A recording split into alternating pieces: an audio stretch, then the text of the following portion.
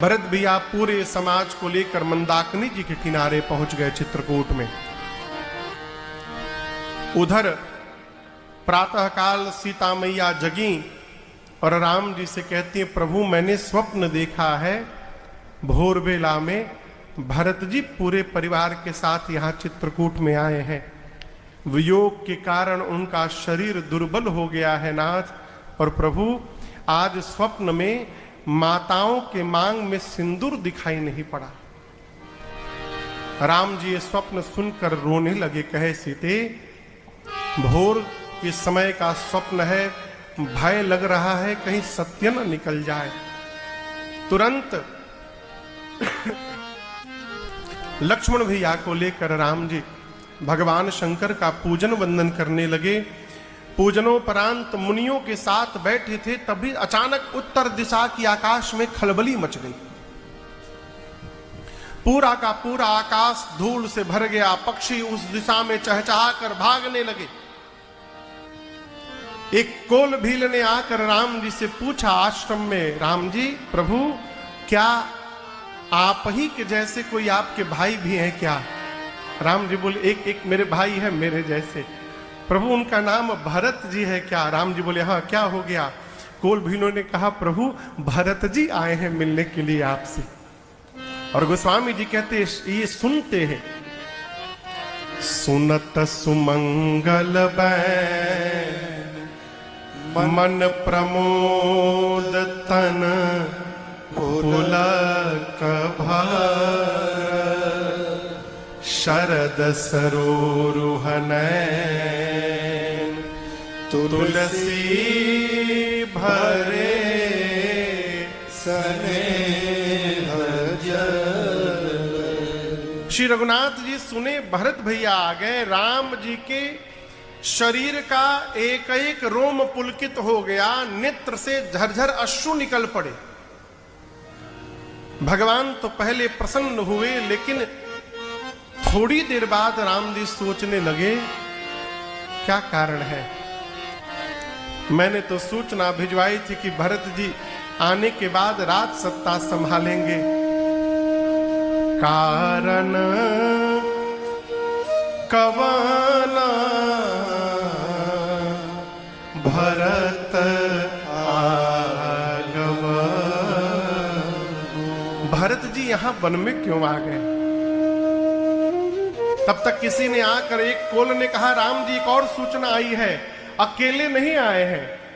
राम जी बोले, फिर पूरा परिवार है और सेन संग चतुरंग न थोड़ी, चतुरंगिनी सेना भी लेकर आए हैं।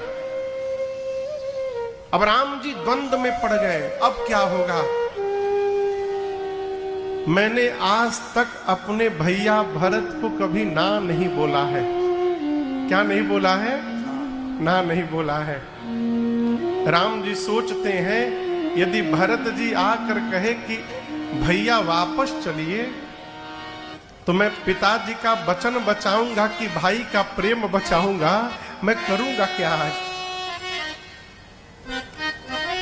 राम जी द्वंद्व में पड़ गए। हमारे महाराज जी कहते हैं हमसे बार बार, राजन जिसके साथ रहना है उसका स्वभाव जानने का प्रयास करो। क्या जानने का? क्यों? स्वभाव एक बार समझ में आ जाए ना, फिर व्यवहार करने में कठिनाई नहीं आती है जीवन भर। राम जी के मन में द्वंद्व हुआ। राम जी तुरंत नेत्र बंद करके अब भरत भैया के स्वभाव का चिंतन करने लगे। और जैसे भरत जी का स्वभाव राम जी स्मरण किए, राम जी के मुख पर प्रसन्नता आ गई। राम जी मन में सोचे, मैं व्यर्थ में चिंता कर रहा हूं, भरत को मेरे से अधिक कौन जानता है? मेरे भरत का स्वभाव है, भरत जीवन में वही करते हैं जो उनके भैया राम कहते हैं। कल भी भरत वही करेंगे जो मैं कहूंगा। भरत कहे महु साधु सयाने। और एक बात समझिएगा, घर परिवार में यदि कोई आपके कहने में जी रहा है, आप धरती के सौभाग्यशाली जीव समझिएगा अपने को। है? राम जी गदगद हो गए। यहां लक्ष्मण जी को आवेश आ गया था। क्यों आया था? राम जी के प्रति अतिशय प्रेम के कारण। देखिए, लक्ष्मण जी में भी दोष नहीं है, लक्ष्मण भैया में दोष नहीं है, वो राम जी के प्रति अतिशय प्रेम का कारण है कि भरत जी को क्रोध आ गया। निकाल लिए धनुष बाण, मार दूंगा भरत को। सेना लेकर क्यों आ गए? क्या राज सत्ता प्राप्त करके मद हो गया? सेना लेके वन में चले आए युद्ध करने। गर्जना की लक्ष्मण जी ने चित्रकूट में इतनी गर्जना की, आकाशवाणी भई। आकाशवाणी ने भरत जी की, लक्ष्मण जी की प्रशंसा की। जय हो भरत जी, आपने अद्भुत कहा, जय हो। लेकिन प्रशंसा करने के बाद आकाशवाणी ने एक बात और कही, लक्ष्मण जी, बुद्धिमान व्यक्ति कोई भी कहे, कुछ भी कहने के पहले और कुछ भी करने के पहले 100 बार विचार करता है। आवेश में आकर व्यवहार कर जाए और बाद में पश्चाताप करे, ये बुद्धिमान व्यक्ति के लक्षण नहीं हुआ करते हैं। अब आप सोचिए, राम जी कितने दुविधा में पड़े होंगे हो।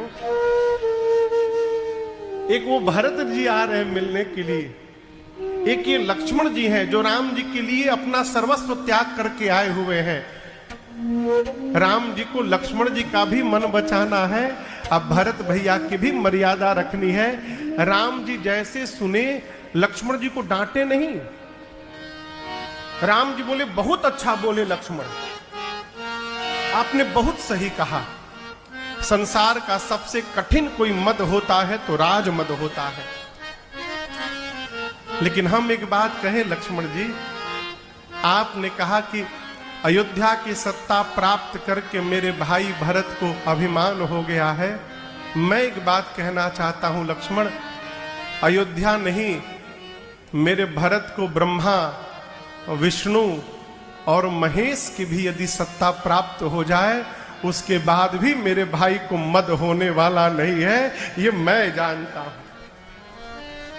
सिरका जानते हैं आप लोग? सिरका, सिरका अंग्रेजी में क्या कहते हैं? विनेगर, जानते हैं ना? दूध के बर्तन में, बर्तन के दूध में, कोई बर्तन हो, उसमें दूध हो और उसमें विनेगर का 2 ड्रॉप चला जाए, 2 बूंद, क्या होगा? कहिए? दूध फट जाएगा। लेकिन क्या दूध का समुद्र हो, बर्तन में दूध ना हो, दूध का समुद्र हो, उसमें सिरके का बूंद डालने से क्या दूध का समुद्र फट जाएगा? कहिए? कदापि नहीं फटेगा। जिस प्रकार सिरके के बूंद से दूध का समुद्र नहीं फट सकता, उसी प्रकार अयोध्या की सत्ता प्राप्त करके भरत जी के मन में अभिमान नहीं आ सकता है। ये राम जी का विश्वास है।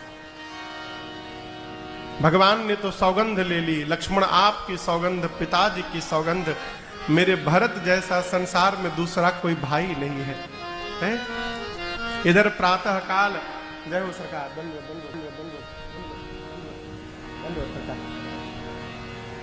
प्रातः काल भरत भैया गुरुदेव से, माताओं से अनुमति लेकर सबसे पहले स्वयं राम जी से मिलने चले। निषाद, राजगुह और शत्रुघ्न भैया को साथ में लेकर के। निषाद, राजगुह अगुवाई करते करते भरत जी को भगवान की कुटिया के द्वार पर ले गए। मैं कुटिया के भीतर की संरचना आपको बताऊं, वहां एक बरगद का वृक्ष था। उस बरगद के वृक्ष के चारों तरफ चबूतरा, चबूतरा समझते हैं? पेड़ के नीचे बैठने का जो स्थान होता है, चबूतरा बना था। उसी चबूतरे पर राम जी और सीता मैया बैठे हैं, लक्ष्मण भैया नीचे बैठे हैं धरती पर। राम जी ने कुछ प्रश्न पूछा है लक्ष्मण जी से, और लक्ष्मण भैया हाथ जोड़कर ऐसे उस प्रश्न का उत्तर दे रहे थे। ये भीतर का सीन था। द्वार पर भरत भैया खड़े हैं निषाद राजगुह के साथ। निषाद जी ने कहा, भरत जी वो देखिए आपके राम भैया बैठे हैं भीतर, दौड़कर चले जाइए। भरत जी बोले, भीतर नहीं जाऊंगा। निषाद जी बोले क्यों? भरत जी बोले मैं रघुनाथ जी को मुख दिखाने लायक नहीं रहा, मेरे कारण मेरे प्रभु को वन में आना पड़ा, क्या मुख लेकर के जाऊंगा। और आपको बोलूं उसी द्वार पर लाठी देखा है आपने? लाठी कहिए, देखा है ना? कोई लाठी हो, लाठी को खड़ा करके छोड़ दीजिए और जैसे खड़ी लाठी खड़े खड़े धरती पर गिर जाती है, भरत भैया उसी प्रकार अपने दोनों हाथों को ऊपर करके अब भगवान की कुटिया के द्वार पर गिर पड़े, मुख से बोल पड़े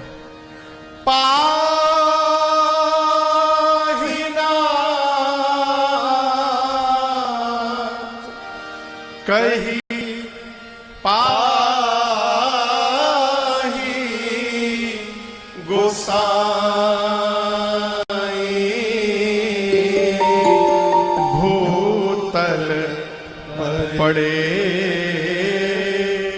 लकुट की। भरत जी धरती पर खड़े खड़े गिर पड़े, बोले पाहीनाथ पाहीनाथ, त्राहि माम प्रभु, मेरी रक्षा करिए नाथ। भरत जी की ये आर्त पुकार लक्ष्मण जी के कान में पहुंच गई। किसके कान में? लक्ष्मण जी के कान में। तो क्या राम जी के कान में नहीं गई होगी? का हो है? गई राम जी के भी कान में, लेकिन राम जी कुछ बोले नहीं। क्यों? मानो लक्ष्मण जी से कहना चाहते हो, लक्ष्मण ये मेरे वही भरत भैया है जिनको आप मारने जा रहे थे, मुझे पुकार रहे हैं। अब लक्ष्मण जब तक आप नहीं कहोगे मैं अपने भाई को उठाने नहीं जाऊंगा। लक्ष्मण जी धरती पर सर रखकर प्रणाम किए और प्रणाम करके हाथ जोड़कर बोले प्रभु, भैया भरत प्रणाम करत रघुनाथ।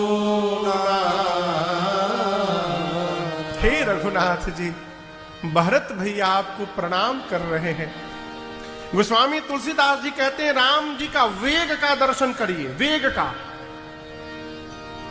लक्ष्मण जी के मुख से भरत शब्द का भ निकला, राम जी खड़े हो गए। लक्ष्मण जी जब तक र बोलते तब तक राम जी जा चुके थे, और जब तक लक्ष्मण जी के मुख से भरत का त निकलता तब तक राम जी भरत भैया के पास पहुंच गए थे। भगवान इतने वेग से गए, उठे राम सुनि प्रेम अधीरा, कहूं पट कहूं निसंग धनु तीरा, कहूं पट कहूं निसंग धनु तीरा, कहूं पट कहूं निसंग धनु तीरा। राम जी गए तो राम जी के शरीर का पटका, एक हाथ का धनुष, एक हाथ का बाण और कमर का निशंग, ये चारों धरती पर लक्ष्मण जी के पास ही गिर गए। क्यों गिर गए? भरत जी 4 वस्तु छोड़कर आए थे, धर्म, अर्थ, काम और मोक्ष। तो राम जी भी भरत जी से मिलने गए तो 4 वस्तु छोड़कर गए, पटका, धनुष, बाण और निशंग। ये कथा कहती है जितनी व्याकुलता से आप भगवान के लिए दौड़िएगा, भगवान भी उतनी व्याकुलता से आपके लिए दौड़ पड़ेंगे।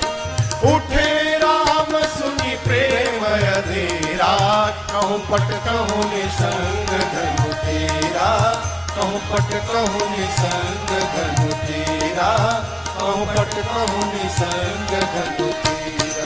ये पटका, राम जी का पटका नीचे गिरा हुआ है।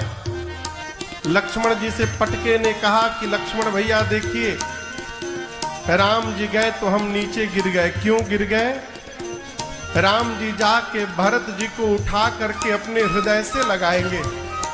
यदि हम राम जी के शरीर पे बने रहते और राम जी भरत जी को हृदय से लगाते तो हम 2 भाइयों के बीच में दीवार बन जाते। आज लक्ष्मण जी, जब भाई भाई से मिलने जाए ना तो बीच में किसी को दीवार नहीं बनना चाहिए, इसलिए हम नीचे गिर गए। उठे राम पट कहूँ निसंग धनु तेरा, कहूँ पट कहूँ निसंग धनु तेरा, कहूँ पट कहूँ निसंग धनु तेरा। धनुष बाण लक्ष्मण जी से कहे, लक्ष्मण जी आप तो धनुष पर बाण चढ़ाकर भरत जी को मारने जा रहे थे, लेकिन दर्शन करिए राम जी गए तो हम नीचे गिर गए। लक्ष्मण जी एक बात जीवन भर याद रखिएगा, भाई अपने भाई से हथियार लेकर के नहीं मिलता है, भाई अपने भाई से मिलता है तो प्रेम से भरा हृदय लेकर के मिलता है, इसलिए हम नीचे गिर गए। उठे राम सुनि प्रेम अधीरा, कहूँ पट कहूँ निसंग धनु तेरा, कहूँ पट कहूँ निसंग धनु तेरा, कहूँ पट कहूँ निसंग धनु तेरा। ये चारों धरती पर गिरकर मानो भरत जी से बोल रहे हो, भरत जी आप राम जी को दंडवत कर रहे हैं, और एक बार देखिए ना, हम चारों राम जी के शरीर से धरती पर गिरकर हम चारों मिलकर भरत जी आपको दंडवत कर रहे हैं। हमने अपने जीवन में आप जैसा दूसरा कोई भाई नहीं देखा है।